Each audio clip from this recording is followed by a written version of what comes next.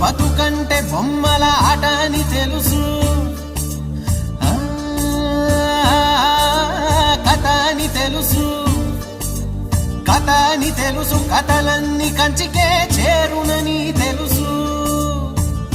తెలుసు తెర తొలుగుతుందని, తెలుసు తెల్లారుతుందని, తెలుసు ఈ కట్టె పుట్టుకుమంటదని, తెలుసు ఈ మట్టి మట్టిలో కలిసిపోతదని. ఇన్ని తెలిసి ఇరకాటంలో పడిపోతావు ఎందుకని? మాయ